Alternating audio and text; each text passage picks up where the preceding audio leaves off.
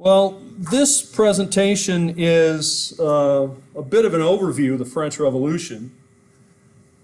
So it will not cover everything in detail, but it will cover some major events and things that should by now be familiar to you.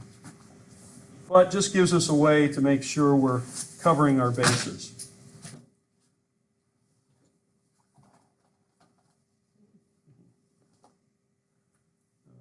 That's all right. I don't need it. So, the French Revolution, in part, was involved with the American Revolution.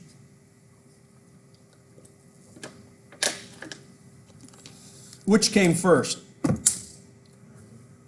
The American Revolution came first, exactly. In many ways, the American Revolution was a kind of model, if you will, experiment. Remember, we've been talking about the philosophes and how the philosophes had many ideas. They wanted to motivate people to carry out the ideas they thought were the best. The American Revolution was a way to experiment with those ideas. Remember, we said the philosophes basically had said that you could have small countries, medium-sized countries, large ones. The large ones were always despotic. By the way, that's not good. The medium ones would have kings. The small ones could be republics. So the reason the French were very interested in the French Revolution in part was because of the sort of philosophe experimentation, some of those ideas. Sometimes when we have ideas, we haven't put them into play yet, theoretical, we get interested in trying to make them real, right? And of course, the other reason the French are very interested in the American Revolution, they don't like the British, they're French. So it's a good way to sort of help the British have at least some setback, because the French hadn't had much luck on that in the 7 Years' War. Well, sort of another way to get back at the British. So that's sort of a long-standing rule in European history. The British and the French typically are not on the same side. It does happen at times, but okay. So the Americans, the American Revolution became a kind of experiment, a republic, and also a way to get the British back. And so the French become quite involved with that. That plays a big part in the actually leading to the French Revolution, because they spend a lot of money. We talked about philosophes. You know, if I had to name an American philosophe, I suppose I would talk about Ben Franklin. I'm not going to talk about Ben Franklin much, because you'll hear about him in other classes around here. But he might be a good model, or candidate at least, to consider to being called an American philosophe. You think about him, he tried to motivate people, right? His almanac and his sort of proverbs and Stitch in Time Saves Nine, a lot of other things that he writes. Trying to motivate people. Early to bed, early to rise. Makes a man healthy, wealthy, and wise. He would collect these things. Some of them he would write. Some of them he would collect, put them together. It was meant to motivate. Well, when all of this came up with the revolutionary ideas, one wise thing they did do is they sent Benjamin Franklin to France. They loved him in France, by the way. He was their kind of American. And that helped with support for the American cause. Well, the French Revolution, so one of the causes, I guess I would say, one of the underlying causes would be the American Revolution. It inspired people to think, hey, you know what? If those colonists over there in America can throw off the British Empire, the British king. Maybe we here in France can get rid of our king, or at least get a new kind of approach. And you know, at first they did not want to get rid of the king. It's something to keep in mind. They wanted to just change the system. And as we already talked about most recently last week, is that one of the causes, because the nobility had been altering their power, in some ways expanding it, by taking the old feudal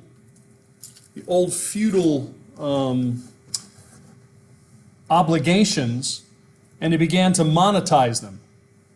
In other words, instead of saying you have to serve so many days and do this and that, they say, okay, you've got to pay us this much money.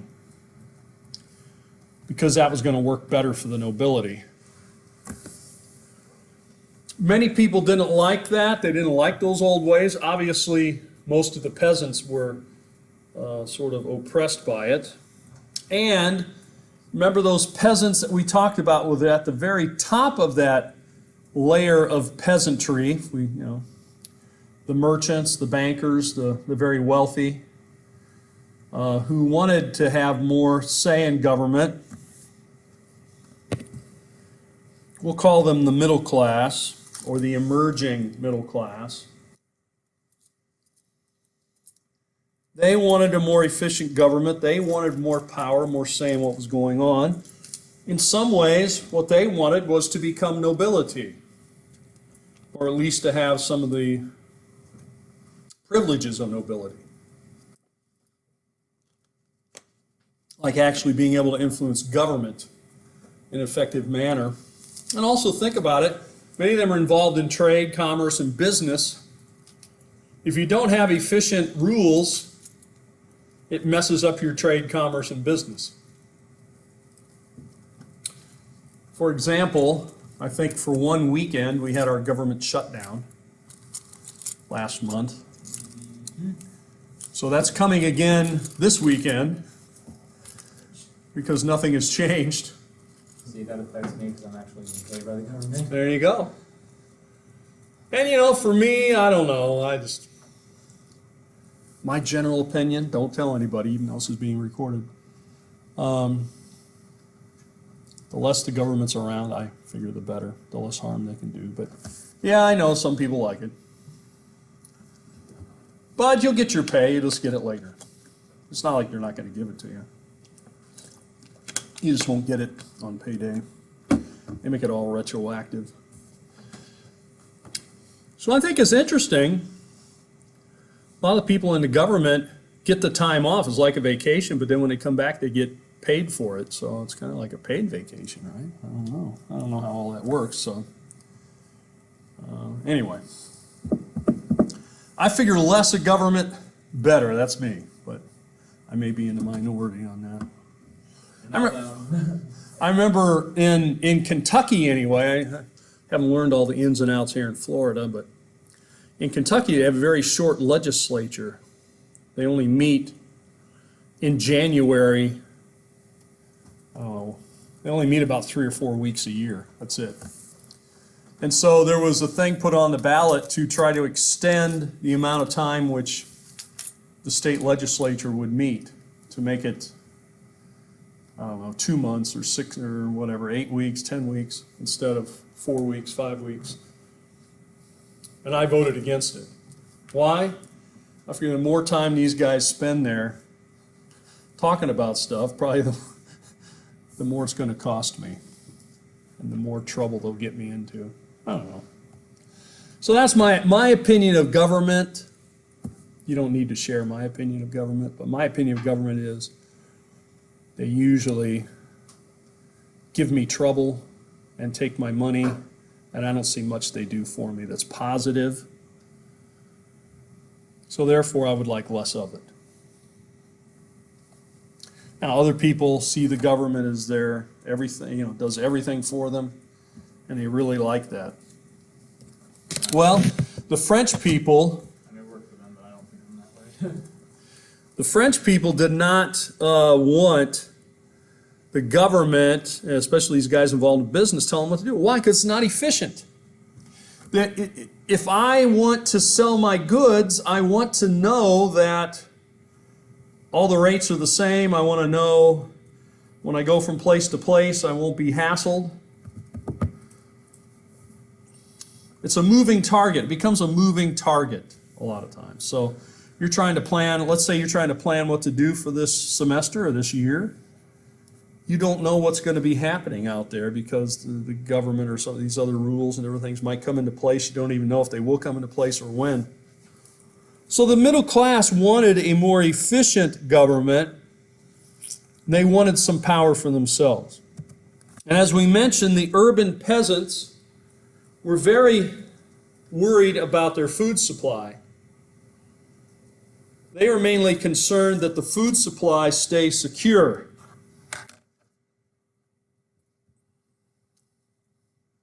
But you know, all the, like for example, our modern government shutdowns are really just a way to sort of hold the people hostage, if you think about it, because Congress isn't doing their job.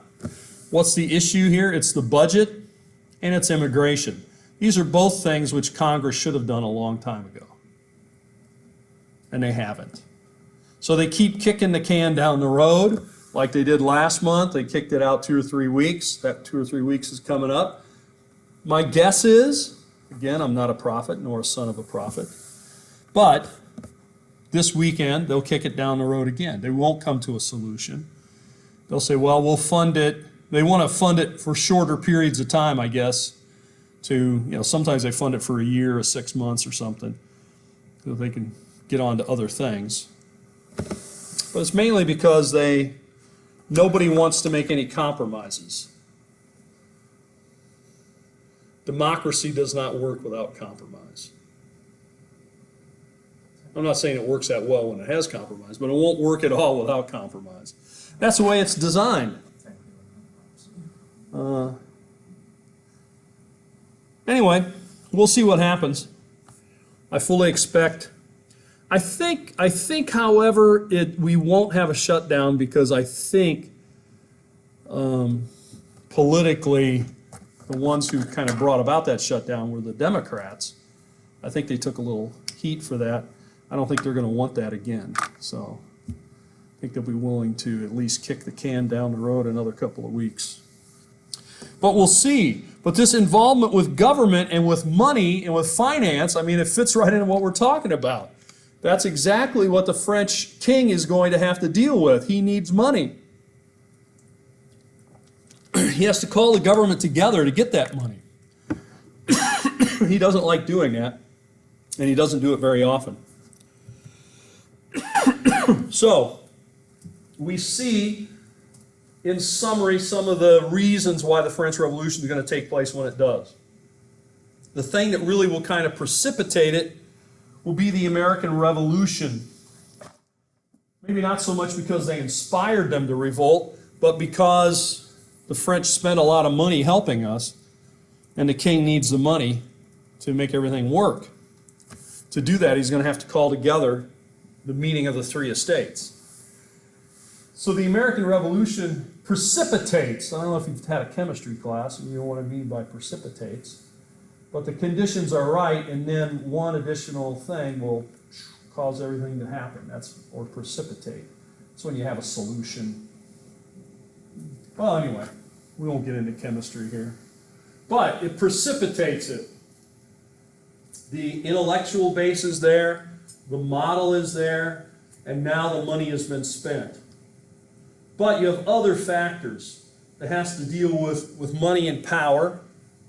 The upper crust, the nobility, they want to maintain and expand their power. The middle class wants to increase their power. And the peasants in the city are just worried about getting their food supply, and they don't want all this stuff to mess it up. And then the people out in the countryside, well, they're basically living much like they had lived for hundreds of years, basically under the thumb of the nobility. They worked the land, but they didn't really own the land. Everything was stacked against them. You know, you had, like I said, you worked a piece of land, you had to give a big cut of that to the guy that owned the land. And if that was grain and you wanted to make bread, you need flour, you weren't allowed to have your own grind mill. You had to take it to a mill where you had to give a percentage to the miller, and the miller, of course, worked for the feudal lord who got your flour that way. And on it went. You couldn't hunt. You know, you couldn't go out if you were hungry. You couldn't go out, and certainly you couldn't take big game like a deer, you know. But you weren't even supposed to take rabbits and birds and things like that to eat. Those all belonged to the nobility. So really, you didn't really have much recourse. What are you going to do about it? Not much. So they wanted those taxes lowered, the peasants out in the countryside. They wanted to end the feudalism, which is really what's there. Now, we haven't really discussed feudalism in here. Who can tell me what feudalism is? Yeah, what's feudalism? Basically, where you have nobles ruling different areas of land, they're all split up. Okay. But they all have, it's kind of like delegation in the, I guess you could say it's sort of like how counties are broken up in the state or whenever the king rules over, the king delegates this land to the nobles, and the nobles have their own slice of land. Right. Yeah, I think you're definitely there. That's right. I mean, basically, the key to remember is that wealth is determined by land ownership.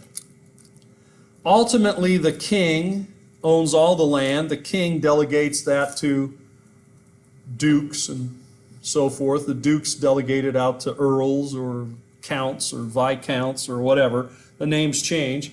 And then from there, it goes down to the peasants. The peasants then are to work the land, which is, say, controlled by a count, right? And get their cut. And but what that means is, if you don't own any land in that system, you can't really get wealth. Now, some of that is starting to change a little bit. They are moving more towards a monetary economy. But still, feudalism, this sort of top-down pyramid of power, controls what people can do. And they'd like to see it gone. By the way, by the end of the French Revolution, and certainly the time of Napoleon, the feudal system is gone. Not only in France, but it will be gone across Europe. That will be one of the things instituted by exporting the French Revolution around Europe. Well, here's our buddy Louis. Louis the 16th. Always have to explain Roman numerals to people. Evidently, Roman numerals are not covered anymore in, regular education. I don't know. Really? Except for the Super Bowl. It's the only time anybody pays any attention to Roman numerals. I don't know. I've found a lot of students don't know Roman numerals. They think they're letters. Anyway, so this is not Louis XVI. We would call him Louis. X for 10, V for 5, I for 1. 16, Louis the 16th. Now, he is the king at the time, and he is going to have to call a meeting of the Estates Generales, which is, of course, a meeting of the three estates. Now, we talked about the three estates last week, if you remember, briefly. We remember what's the first estate? Who makes up the first estate in France? It's nobility, but what part of the nobility? Particular part. Clergy. Clergy is actually the first estate. They give that because, they're connected with God. All right? The second estate, then, is the non-clergy nobility. I mean, really, all those guys are noblemen. You don't get to be upper clergy without being nobility. But yes, clergy and nobility, and then, of course, the third estate are the peasants. Now, this picture that I have here, or whatever you want to call it, this cartoon, it's not really, this illustration, it's to illustrate the three estates, is really what it's trying to illustrate, the three estates. You see you got the guy all bent over with a stick. That's the third estate. That's the peasants. Then you see on top of that you've got the clergy, and then you've got the nobility, the other nobility. And they're riding on the back of the peasant. Why? Well, nobility does not work. That's the whole point of nobility, not to work. This is why certain parts of the peasantry are gaining money, because being a merchant, I mean, that's work. That's not what we do. We don't do work. We have position. We have power. Yes, we have certain duties that come with our privileged position, but it's not work. Okay? So that's one thing we have to get through our mind. I assume, I hope, all of you were at least raised with the idea that, you should work, right? I think it's somewhere in what people call the Bible, even, right? A guy by the name of Paul, I don't know if you're familiar with him, but you should get to know him a little bit. I think he said if you don't work, you should not eat. Pretty radical thing, Paul said, that we don't like to emphasize too often, but that's what he said. If you don't work, you shouldn't eat. So the idea here that the nobility is not working, but guess what? They're eating, and they're eating very well. Thank you. So who's providing that? It's the peasants. The peasants are doing all the work. But yet they carry the weight of the nobility. So the three estates is kind of out of balance. Now the other thing, of course, I think we mentioned last week, but if not, let's make sure we mention it now. When the meeting of the three estates comes, they vote in order. First, second, and third estates, right? That means the first estate goes first. Second estate goes second. The third estate goes third. But guess what? If 1 and 2 agree, guess who we don't need? Third. So basically what all these meetings and votes, it's not anything like what we consider voting. I imagine if I said in here that we were going to take a vote, you would assume each person in here got an equal vote, right? Or if I said the students are going to vote, and well, we don't have very many people in here today, but each person would get their own vote. But if I said the students were going to vote, and the students collectively got one vote, right? Let's say the room had 100 students in it, and the students got one vote, and let's say, the professor gets one vote, and the administration gets one vote. So as long as the administration and the professor can agree, we don't even have to ask the students to vote. Really, we can have a meeting, just kind of let them feel good about it. Right? You have an administrator, you got the faculty member, they each vote for it. Guess what? You guys may not like it, but guess what? 2-1, majority rules. You get one vote. Now, you wouldn't think that's very fair, I assume. That's because you've been brought up in the colonies where you think you ought to get a say in things, in your culture. But that was not the way it was done. One person, one vote was not a common theme here in the 1770s, 1780s, 1790s. So they voted in order. So the king gets his hand forced to call the three estates. The three estates had not been called in many, many years, right? Why? Because the king didn't want to call the three estates. It's nothing but trouble if he's got to call the three estates, because they start bringing up other stuff. let's say, he needs money, so basically he wants them to give him more money, and if that means he's going to have to raise the money somehow, and since the nobility is not going to want to pay the money, we'll have to charge the peasants more money. I mean, that's pretty much the way it was going to work. That's pretty much the way it always works, right? So the peasants pay more, the king is happy, everything's solved. But he'd rather not call the three estates because it's loaded with trouble. I mean, for example, if any one of our recent presidents could avoid having Congress around, do you think, if they had a thing where they only in certain special circumstances did they have to call the Congress in, otherwise they could just make their own decisions. Do you think they would want to call the Congress in? No. They wouldn't. Because it's just the Congress is going to want to start talking about this and that and the other thing. And look, I just want you to give me more money so I can go on doing what I'm doing. Then you guys go back home and do whatever it was you were doing, but leave me alone. That's what the king wanted. Now, when they started to call this meeting, which the king is sort of forced to call because of financial situation, the third estate begins to argue that they ought to be able to vote by the number. You remember I told you that the third estate made up over 90% of the entire population of France. And that's no exaggeration. It's actually probably 95, 96, some people say 98% of all the people in France were peasants. That means they're part of the third estate. They wanted to be able to vote representational to their numbers.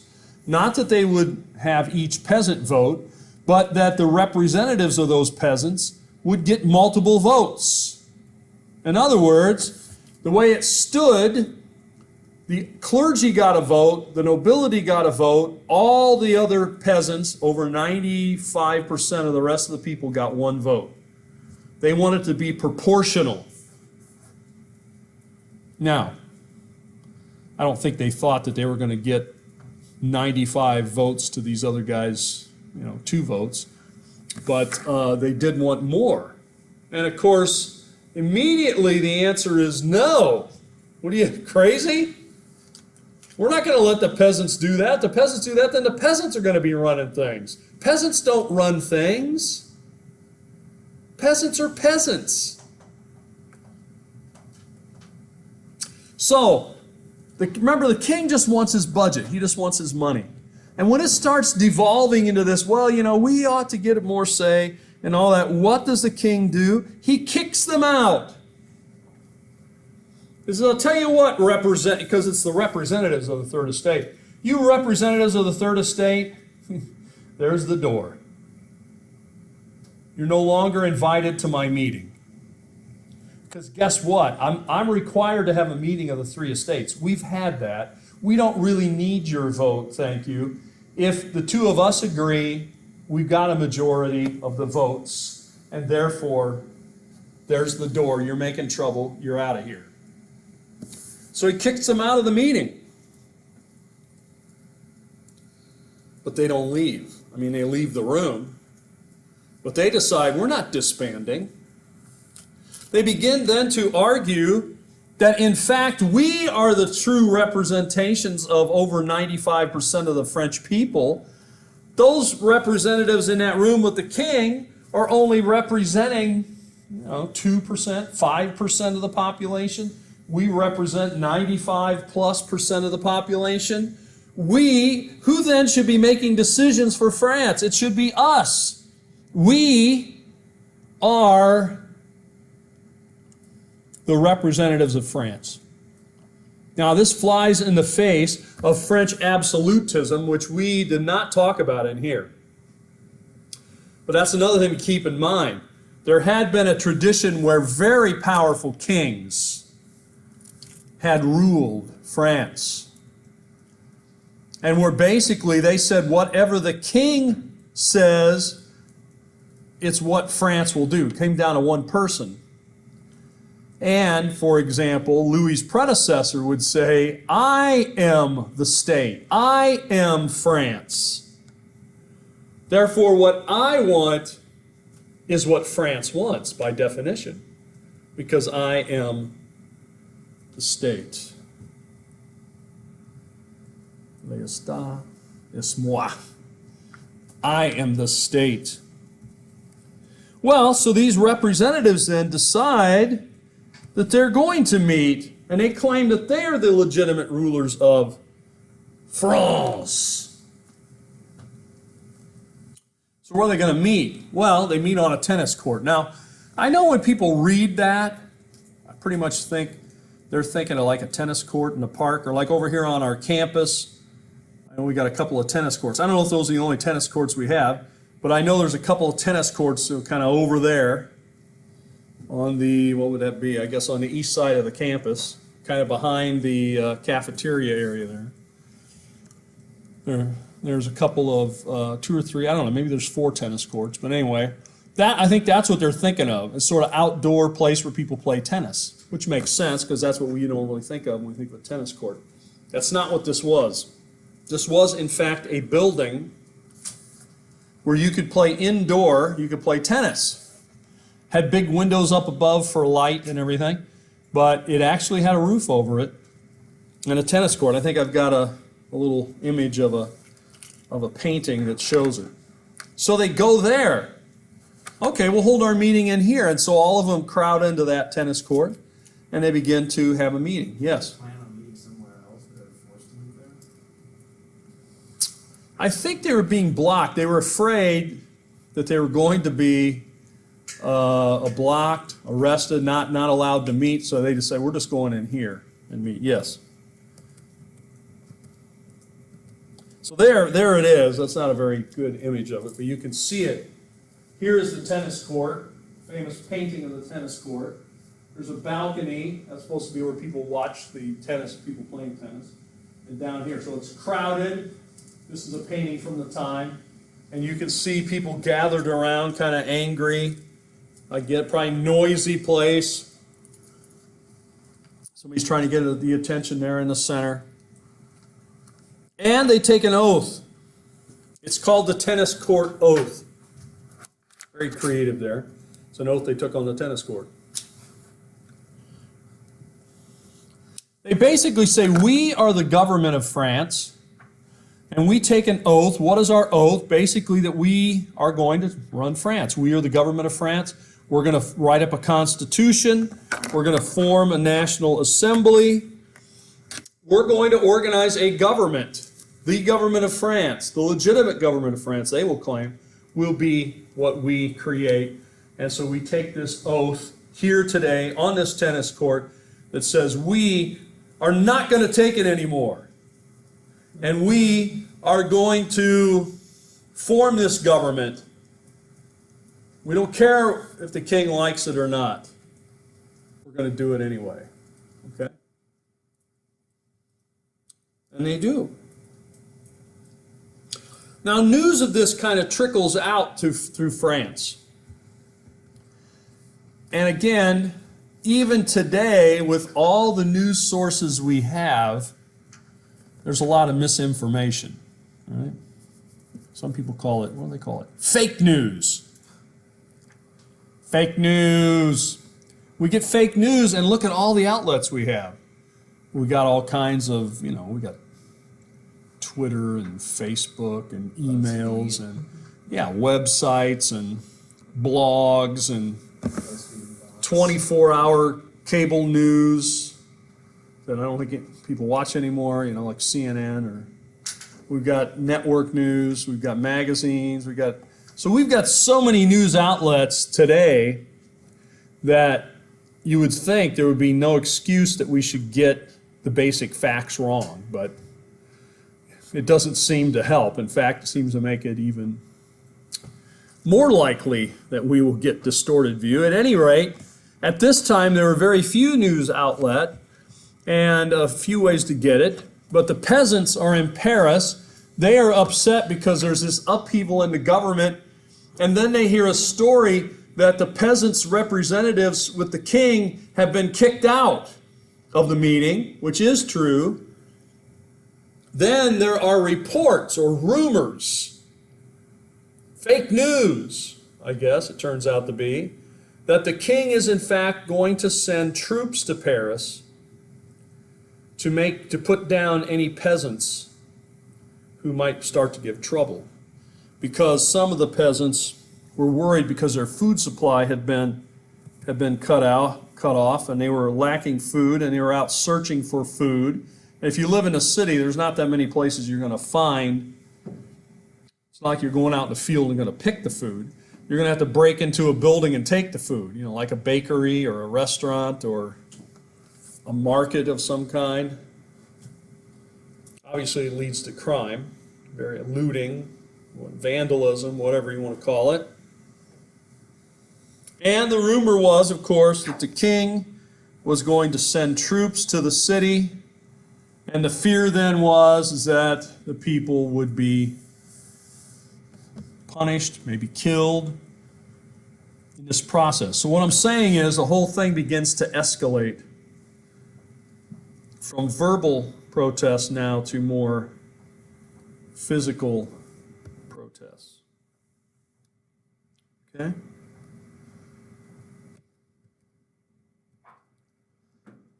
So they begin to storm the Bastille. If you're ever in France in the summer, well, perhaps you could celebrate Bastille Day. That's what this is all about. Here is a drawing of the Bastille. By the way, if you end up in Paris someday, and I hope you do, and some guy comes up to you and says, hey, you want to see the Bastille? I'll take you on a tour. You can go see the Bastille. Don't go.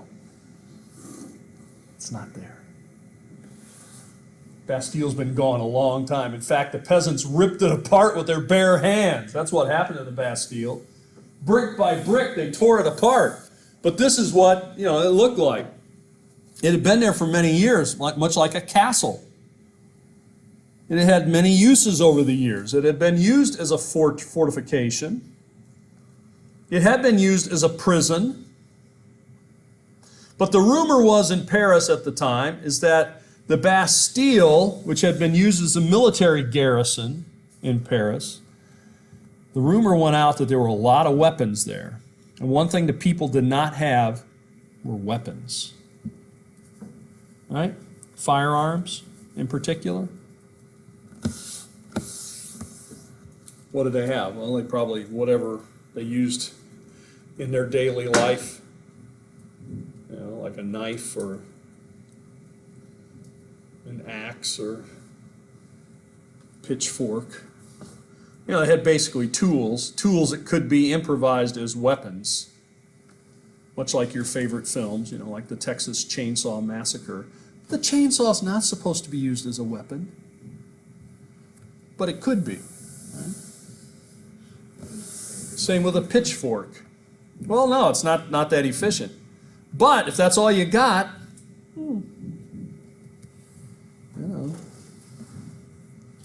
sometimes all I got with me is a Swiss Army knife. That's all I got. That's all I got. And then, of course, these registered weapons.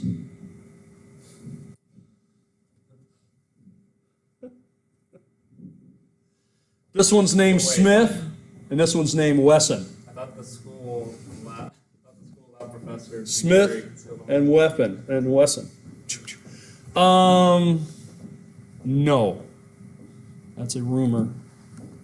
It's not true. If I brought a weapon on campus, I would be in big trouble. Yes. Dates for your test? Dates for my test. I mean, you talking like people? No. Oh, you're talking like chronological. Yeah. Okay. How much you remember dates? Well, here's the thing. You got to know some dates. I mean, otherwise, how are you going to put it together? Am I going to have a question where I say write out every single date, or I'm going to have a list of dates and make you tell me what happened on those dates? No, I won't do that. But I can't say that you shouldn't know any dates, because that would also be false. You do need to know some dates. There's some big, I mean, this one I think is obviously an important date. Bastille Day is still celebrated in France, and it fits right into the French Revolution. It's a benchmark that we can look at and say, okay, when did the French Revolution begin? I mean, that is debated, but you could say Bastille Day, 1789. Now, when they broke in, when are we supposed to quit? Right now? We're past time, aren't we? All right, we'll leave it there then.